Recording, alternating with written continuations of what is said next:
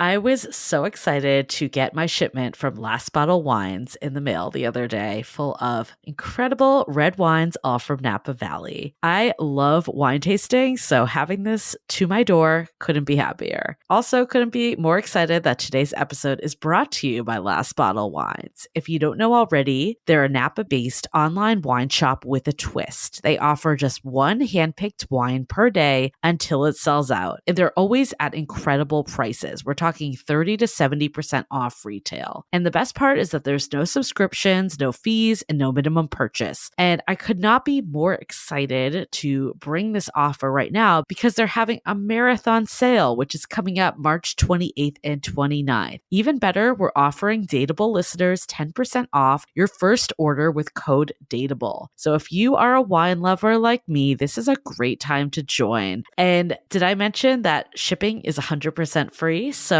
what are you waiting for? Mark your calendar for March 28th and 29th, or get on it earlier if you want. You can sign up at lastbottlewines.com and use code DATEABLE and find out why Last Bottle is the most fun way to discover and buy amazing wine. If you've been listening to the pod, you know I'm marking my calendar for the big sale from Last Bottle Wines, one of our wonderful sponsors. If you don't already know, they're a Napa-based online wine shop that offers 30 to 70% off retail. And the best part, there's no subscriptions, no fees, and no minimum purchase, just a daily email with really great wine. And as I mentioned, they're having a massive sale. Their marathon sale is coming up on March 28th and 29th. They flip that one wine per day rule on its head and instead offer back-to-back, two-back deals. That means wines are only up on the site for a couple minutes at a time. We got a preview order with the mini marathon package of some of their favorites, and I'm telling you, it's a sale you want to get in on. And the best part is we're offering Dateable listeners 10% off your first order with code DATEABLE. Sign up at lastbottlewines.com and use the code DATEABLE and find out why Last Bottle is the most fun way to discover and buy amazing wine. We are so thrilled to be partnering with Hinge. Hinge is the dating app designed to be deleted. As you all know, I'm a huge Hinge advocate as I met my partner of almost 3 years on the app. Even before meeting him, Hinge was always my go-to app because I met more relationship-minded people here and had some great dates. Clearly, I haven't been on the app for a little while, but I re-downloaded it to check out some of the new features. One that stood out to me was the voice prompt, my best friend's take on why you should date me, where your friend can hype you up. Not only does this make the profile creation less daunting, but it's not always easy to see your own green flags. So to test it out, I asked Yue some fun prompts to get her take on what I could put if I was dating again. So the first one, how long have we known each other? What was your first impression of me and how has that changed? Julie and I have known each other for almost 10 years. My first impression of Julie was that she's very social, but I've learned that she has a lot more depth to her beyond the social butterfly that she is. My next prompt, what do you think are my green flags? I would say she's deeply loyal. She believes in love, curious mindset, and she is fearlessly ambitious. And then last but not least, what kind of friend am I? Julie is the kind of friend who will always have your back, no matter what. Damn, that feels nice to hear. So download Hinge and try voice prompts today. Then find someone worth deleting the app for. Hi, I'm Yue Xu. And I'm Julie Krafchick. We're active daters turned dating sociologists. Here to dive into everything modern dating and relationships. Welcome to the Dateable Podcast. Hello, everyone. Welcome to our first episode of Brunch Talk by the Dateable Podcast, where we're going to dig into some of the questions that you all have been sending in, and we finally have the time and space to answer those questions. So let's start with our first one. You ready for this, Julie? Oh, yeah. This is a meaty brunch topic if you've had one. Yeah, get those mimosas ready, guys. I've been at so many brunches where this pops up. What do I do when they don't text back and I freak out? To give a little bit of background, when they don't get text back within 3 to 4 hours of me texting them, I tend to freak out and make up stories in my head. How do I stop doing that? Oh my God. How many times have you shared that text thread at the brunch table asking what's going on? 30 million times. Everyone texts so differently. Some people are glued to their phones. Some people tend to turn off their phones during the day sometimes. I know that's a rare breed, but it does happen. The way we interpret text is that we think the minute we send that text, the other person's gotten it. Yes. So for some reason, we make up the story that they're just intentionally staring at your text and going, I'm going to wait. Yeah. I'm going to wait a little bit. And that's not exactly the right way to think about this because you have no control of when and how they receive the text. You could send the text and maybe they're, I don't know, in the shower, on the toilet, or they're at work and they see it 5 hours later. You don't know. Ultimately, we can only control how we control this situation, like how we act and how we feel. We cannot control how other people are going to text us. So one thing to think about is to get ahead of it. Know that you do get anxious if you don't get a text back within 3 to 4 hours. Then ask a question in your text that has some sort of urgency. Can you text me back within the next few hours? I like to know this or that. Mm-hmm. Get rid of the small talk over text because I can guarantee you small talk doesn't garner immediate response. No, Right. Hey, hope you're having a great day. Well, I don't need to reply to that text because it has no sense of urgency. Also know that if you are really into someone and this anxious tendency pops up is you can say it to them in early dating, even on a first date. I really enjoyed our time together. Just so you know, I get a little anxious if the texting doesn't come back right away. I really appreciate it if, you can just keep me updated over text. And then it brings up a conversation with your partner of how they like to text and how they view it. So keep this open mind of how people text and also know that you can only control yourself. You cannot control other people's behavior. I mean, this was my biggest source of anxiety when I was dating, hands down. And I mean, I definitely remember having that conversation with my now partner about, my one thing is texting. Like, this is what gives me anxiety. And, I think it's like, it feels like that could be super daunting to have that conversation with someone you barely know and that you're going to come off needy and all of that. But I think remembering that, one, you want to be with someone that you feel secure with. And if someone can't meet you where you are, and I think there's also a big difference of, needing a zillion things versus like, this is my one thing, that's a different situation. And it can open up for them to share what is it that they need from you that will make them feel secure about this. And I think you can even say like, this is something I've just realized from dating, not putting blame on them. I think that's why it's good to have that convo before it becomes a problem, because it's not about something that they've done wrong. Right. Get ahead of it. We often read into the significance of text, and everyone is a little bit different with the way they text, which is why this is such a big hot topic early on in dating,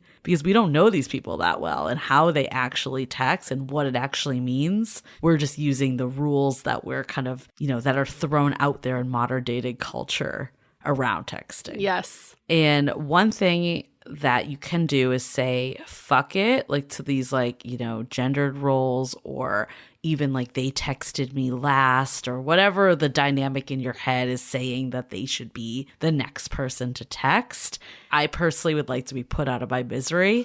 So I'm like, I'm just going to text them. And I would rather find out if they just aren't interested. If they aren't, then I can move on. And hopefully they still are. And it's just a story I've been making up in my mind. I just think sometimes like we can spend hours ruminating on something when you could just take an action and then you could be done with it. But again, that's up to you. I think some people view that very differently. Like I could see the feedback being like, but now I'm the one that has to make all the moves. Yeah. And I don't think that's the case either. Like if you send one extra text, that doesn't mean that you're like the only one that has to initiate everything. Right. It's more just getting out of your own way to do it. But the other option is, if you don't want to do that, take a walk around the block. Like get away from your phone. I swear sitting watching that phone is the death of anyone. Like just waiting for that bubble to pop up. I've been there. Gosh. I'm saying it as someone that has been staring at their phone before. I bought an adult coloring book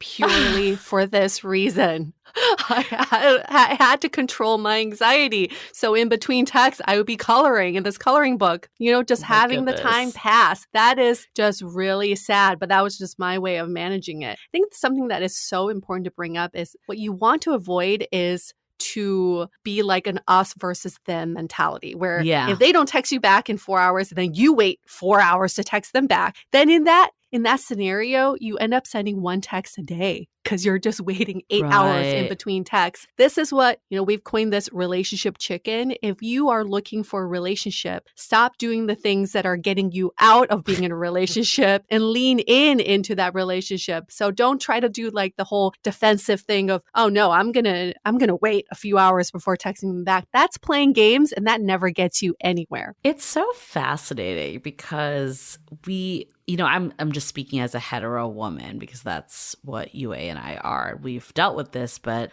I think so many times we're like waiting for, you want to feel pursued. You want to feel like someone's making all the moves. And I think this can actually go for non-hetero women too, is like you always want to feel like the person's into it or what's the point in actually pursuing this. But actually many, especially in modern times, the desire is to have more of an equal relationship once you're actually in the relationship. So it's such a paradox that you're expecting this person to like stop the world and pursue you. But when you actually are in a relationship, it almost doesn't matter who's doing what. Mm-hmm. I almost feel like shifting to that mentality at the beginning is actually going to set you up for the relationship you want. So it's less about thinking like, oh, I'm doing something wrong. I'm not playing by the rules and all the stuff that we've been told for years that you're supposed to do to like get someone to be interested in you. Again, for me personally, the second I just became more authentic with people and dating is when like I actually had meaningful relationships. When I was playing all these like, oh, I can't text them first rules, nothing went anywhere. And it was what you were just saying, Yue. It's like nothing got off the ground because both parties are like sitting in this like game mentality. Mm-hmm.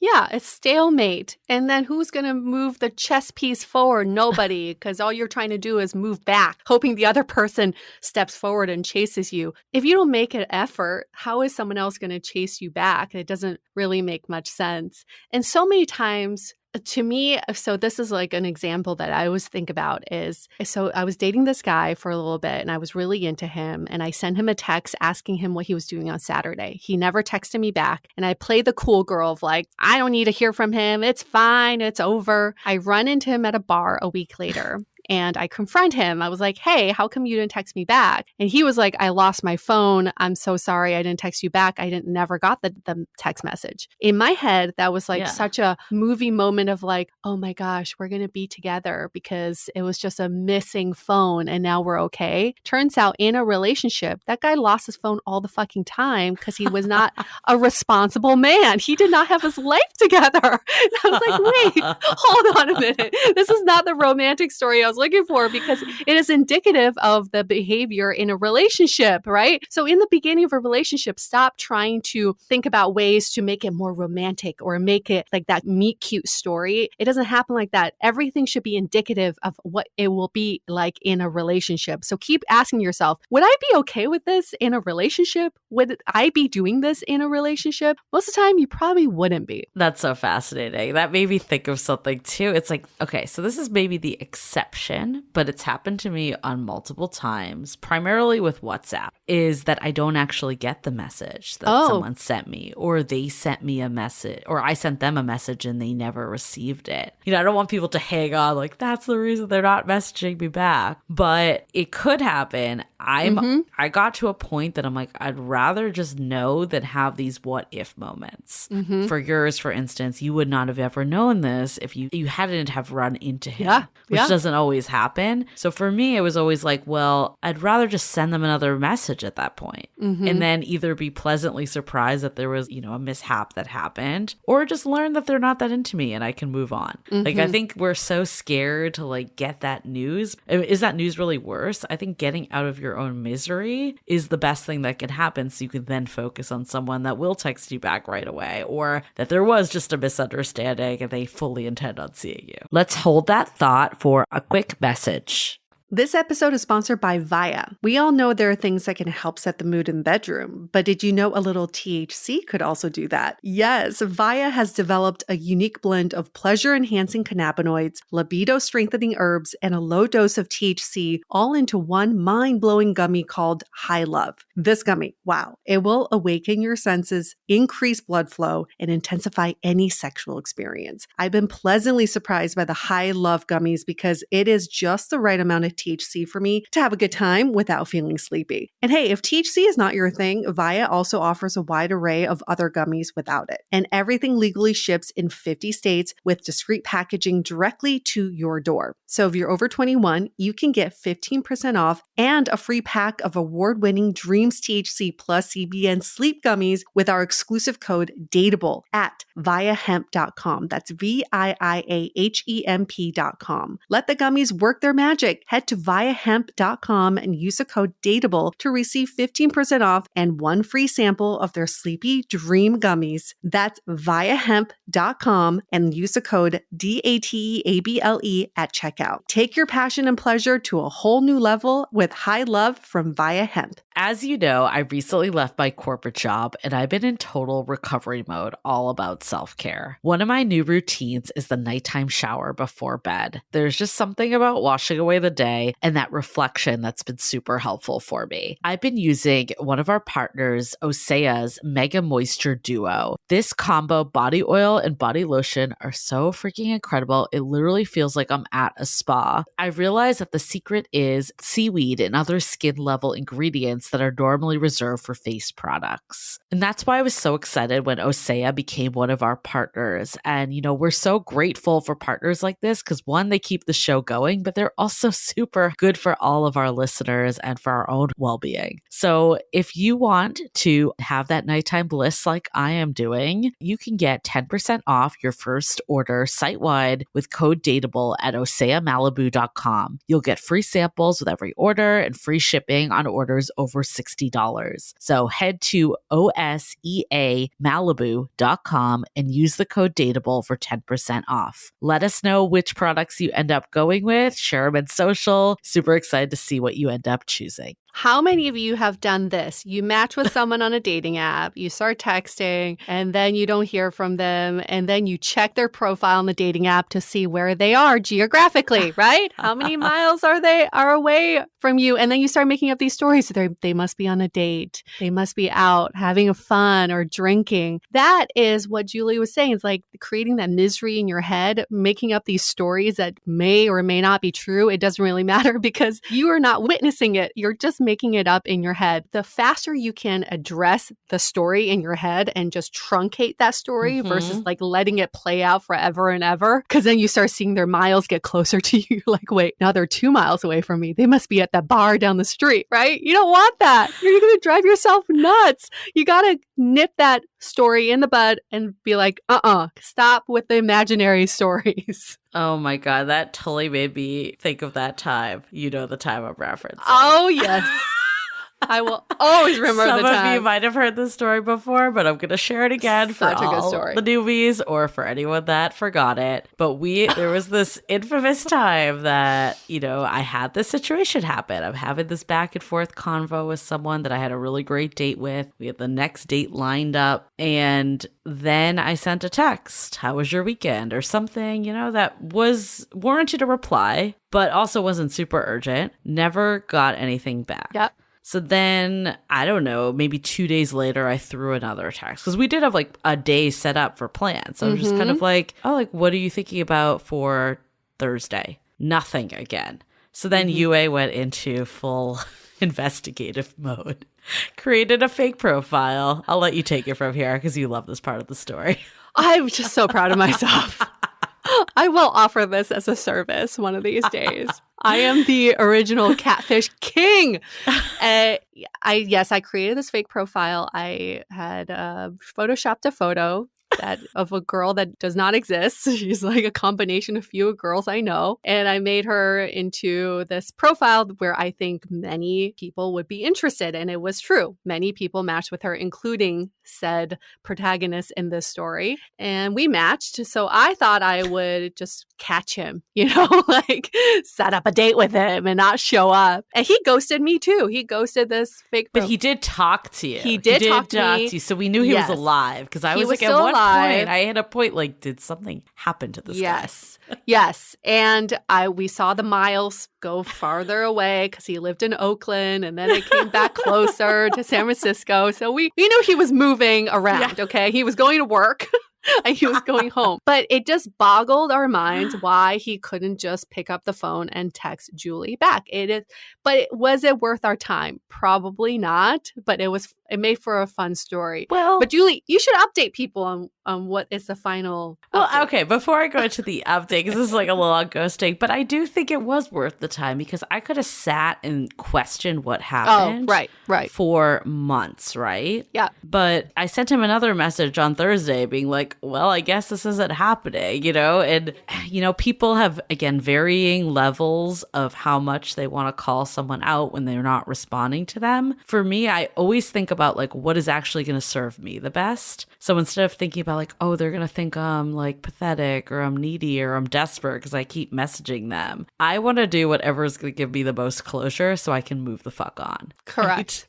Yep. And I don't view it as being needy and desperate if you're putting yourself first in this. And like they're the ones that are ignoring you when you've been having a conversation. So I don't think there's anything wrong with that. So that's the first part. But what we did realize is that this guy is now engaged. Mm-hmm. And I found out that he had a girlfriend like slightly after this whole thing. So a lot of times when this does happen, there's a reason, like there's someone else in the picture. Again, with early dating, it could just be that they're a freaking bad texter, or it could be that they're just unsure of either you or their situation or where they're going or whatever it may be. And it's never fully personal because you just don't know where this other person is at. So he definitely was dating someone else, but a good communicator could have still just been like, hey, things changed. Mm-hmm. So that's all we needed. That's all we needed. Yeah. So lesson learned from this, the more you can get out of your own misery, the better, the faster. And sometimes it's a misunderstanding. Sometimes it's them just being afraid to tell you the truth. But either way is going to benefit you if you can learn that faster. Yes. And no matter what is going on in their mind, whether they're not into you or they're just a bad communicator, you will be doing yourself a favor if you can take the situation into your own hands, be proactive, get in front of it, and preempt the whole anxiety situation. Like just say in the very beginning, I know I have a tendency to get anxious if the texting becomes sparse or I don't hear back from you within a few hours. Just so you know, okay? I'd rather you just let me know, keep me updated. So when you set someone up for success, and if they still fail, then you have your answer. I feel like the rules in game playing is what fucked us. I think it's just like, how do we just be direct and authentic? And it's all how you say things. Yeah. If you're accusing someone of not texting you back and being an asshole, that's very different than just being like, hey, I thought we had plans. Like, let me know either way. Yeah. Yeah. I know. Why is that so hard? It's not. Or I've been really enjoying hanging out with you and, just wanted to see if you're still up to do this on X day or whatever. Yeah. You're not desperate. You're not needy. You're communicating. Yes. That's all you're doing. And if they can't meet you, then you have your answer because that's indicative of their behavior in a relationship too. They're not going to be responsive to you. So you just dodged your own bullet. There you go. I definitely moved to a different mindset of like, do I want to just be able to text my partner whenever the fuck I want to? Exactly. And the answer is yes. So yes. It's a great filtering mechanism, especially again with hetero women. We've been told to lean back and not text first. If the guy is going to be turned off that I texted them, then I don't want to be with that person. Yeah. Because they should be freaking ecstatic that you texted them. Exactly. So get the fuck out. Anyways, hope you all are having fun at your own brunches, dissecting the texts. Hopefully you could share this before you head out to brunch if you haven't yet. Share with your friends. That's always the best way to get the gospel out that there are no freaking rules anymore. And just take take control of your love life. That's all. Yes. That's the best way. Don't share the text, share this episode instead. That's a much better share. And if you didn't listen to last week's episode all about anxiety with dating, I feel like there's so many nuggets in that one that pretty much correlate to this topic. Yes, such a great episode for anxiety. All right, we'll see you all back next Sunday for another episode of Brunch Talk. The Dateable podcast is part of the Frolic Media Network. Find more podcasts you'll love at frolic.media/podcasts. You can follow us on Instagram at Dateable Podcast and visit dateablepodcast.com for access to all the episodes and our premium programs. Also, make sure to subscribe today if you haven't already on Apple Podcasts, Spotify, or your favorite podcast platform so you are the first to get all the latest episodes. And most importantly, stay dateable.